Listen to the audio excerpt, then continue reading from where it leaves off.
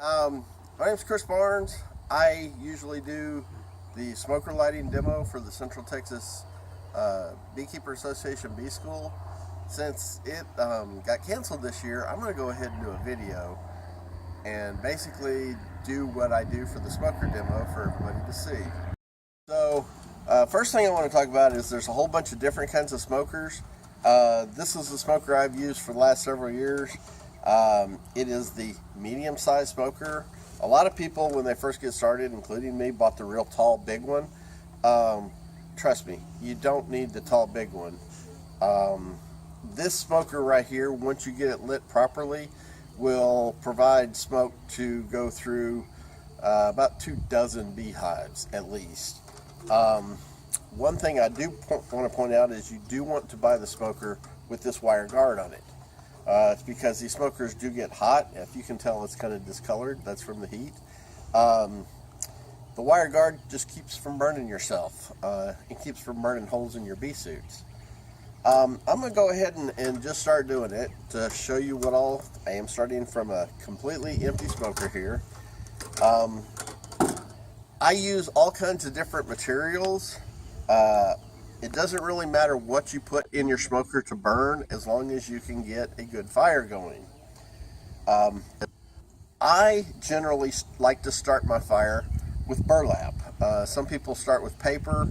I don't like using paper myself because paper tends to burn up too fast, and the whole point of a good smoker fire is that you want a hot bed of coals down in the bottom of your smoker with other fuel on top to kind of basically smother and smolder, so that the smoke that comes out is cool smoke.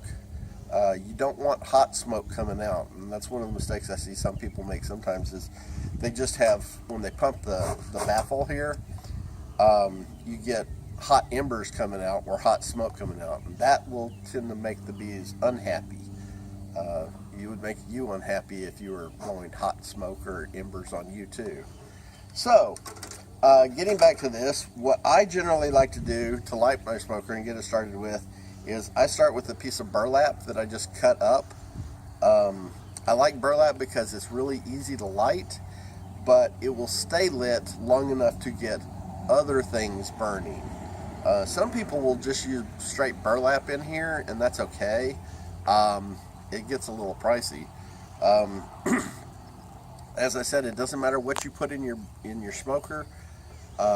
You can start with pine needles or sticks or twigs or anything like that, but I like to start with these things because they're easy to light, they're fast, and it gets me moving along.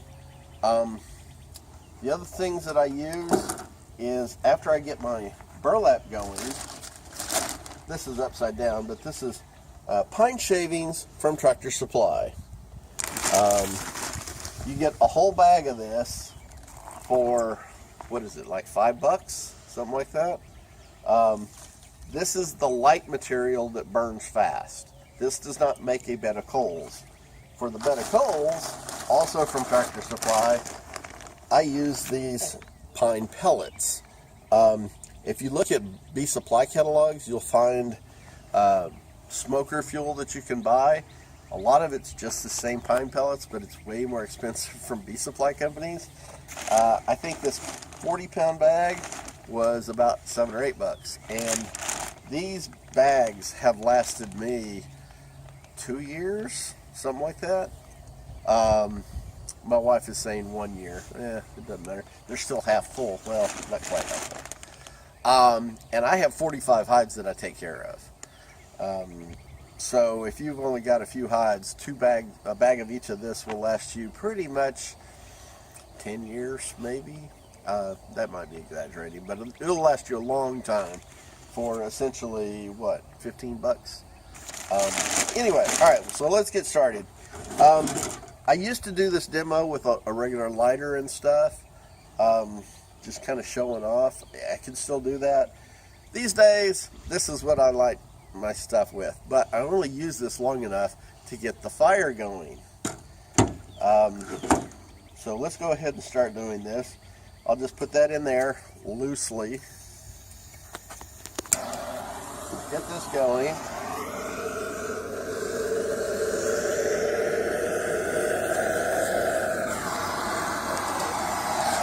Now that that's going, I can turn off my fire. And can you see the flames in the camera? Yes. That's what we want. We want flames, because before we can have smoke, we have to have a fire. So I will put in a small handful of the pine shavings.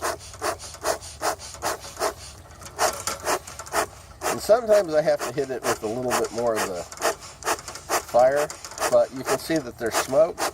As long as I'm blowing air in the bottom, my point is I want more flames coming up, because I want this to actually start building a fire.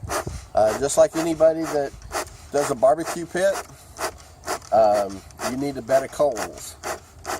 That's what we're doing right now, is we're building a bed of coals. And it takes time to build a good fire. If you get in a hurry, you will have a fire or a smoker that goes out. Okay, the smoke is going away, and I don't know if you can see the flames. Can you see the flames? Maybe. Yes. Trust me, there's flames, and they're coming up about this high. Now that I have some flames going, now I can start putting some stuff in that's actually going to start building a bed of coals, because remember, those pine shavings won't do that. This is where, if you picked up sticks or twigs, I just have little chunks of wood from where I cut stuff up in my shop. You can put sticks and twigs in there. You can add these pellets from Tractor Supply, but just a few of them. As soon as you do that, you got to get your fire going again. Flame fire. Now some people will see, look at all that smoke, we're ready to go. Not really, because that's hot. You don't want to blow it. And to use your smoker effectively, you really do need your whole smoker full of stuff. And I thought I was doing this with no wind, but it's blowing right back in my face, so I'll turn it this way. Basically, I'm just trying to get all those pellets and those wood chunks to actually catch on fire. There we go. The smoke disappeared, now we start getting flames again.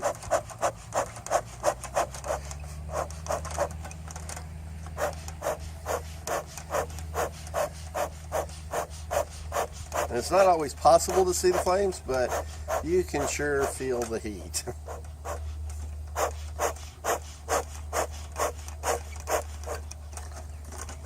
So while we're waiting for this fire, this is where I usually tell the story. True story, about 8 years ago, when my wife and I were first getting into beekeeping, we actually didn't even have any hives yet. We thought it would be a good idea to get around some actual bees. So we found out that our weaver down in South Davasota was having demonstrations on how to install packages. So even though we didn't have a package ordered from him, we thought it'd be a good idea to go watch the demonstration and just get a little real life experience. So we went down, and Clint Weaver was sitting in front of a little hive box with a package, and of course out there, you know, they've got thousands of hives, so bees are flying all around him, and he's sitting there in shorts and a t-shirt. Not a care in the world, no gloves, no bee suit, no veil over his face, nothing. And he picks up his smoker and says, the first thing you do is light your smoker. And y'all probably see the flames in here now, right? Before you put your bee suit on, light your smoker. Before you go and gather up all your equipment, light your smoker.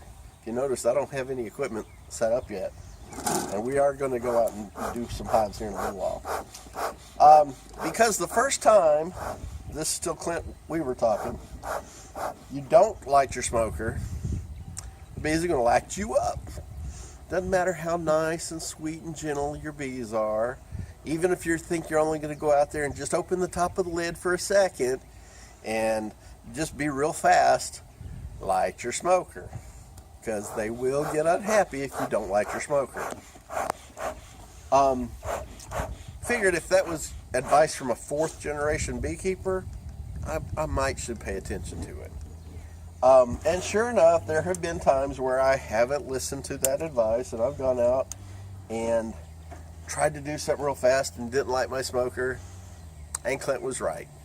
I should have lit my smoker because I got stung. Anyway, that story was really just to let these coals burn down, but it's still worth listening to. And if Clint ever watches this video, I kind of hope he enjoys the fact that I gave him some props for it. All right, I'm going to add a little bit more solid stuff in here, just so that as that starts to burn down, it can keep making coals.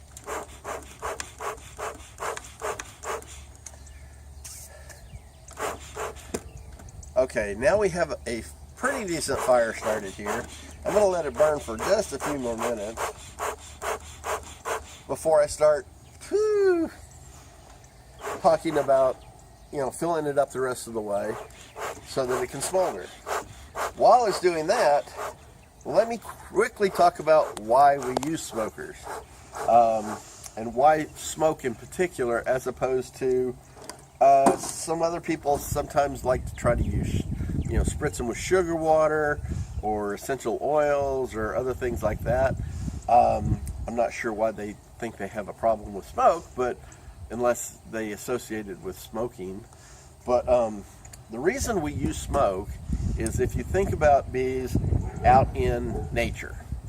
If they're in a hollow of a tree and they smell smoke, their natural instinct is to run into their hive and eat a bunch of their own honey and fill up their honey stomach, so that in case the fire gets close and they have to abandon the hive, they can go somewhere else, and the honey that they've stored, they're not going to starve to death, but they can then start using that to convert into wax to start building a new colony somewhere. The reason we do this and we use that natural instinct is because when they gorge on honey, they become sort of like we do on Thanksgiving. It's like, oh, we just ate that big dinner. I don't really want to go out and sting you today. I'm just going to lay here on the couch and watch college football games, and I'll sting you tomorrow. They tend to get a little lazy. They can't fly as well. But they also, if you ever watch a bee when it tries to sting, it kind of bends its body in half a little bit so that it can drive that stinger in. Well, if their honey stomach is full, they can't bend their bodies as well. So even if they do want to sting, they may get the stinger in, but they're not going to bury it like they would if they were fully capable. The other thing that smoke does is that it masks that alarm pheromone that bees produce. It just kind of covers up that smell, so that even if one bee is upset with you and it tries to sting, when it stings, everybody knows that their stinger is barbed, and it will leave the stinger in and pull their body apart. Well, it pulls their body apart, it releases a whole bunch of that alarm pheromone.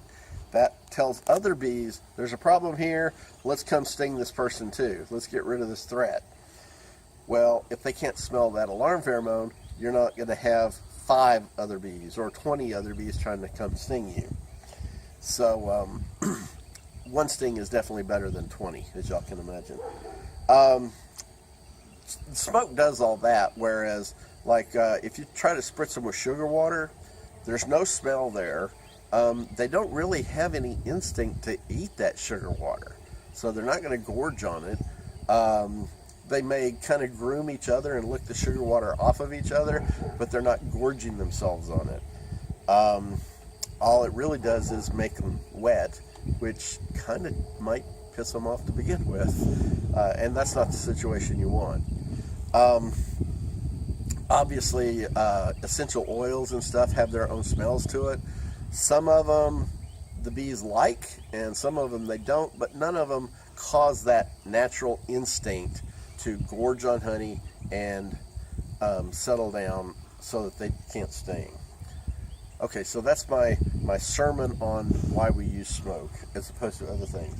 All right, so now in our smoker, and I don't know how long it's gone, probably 5-7 minutes, something like that, until we have a good bed of coals here, but we don't have a lot of flame anymore.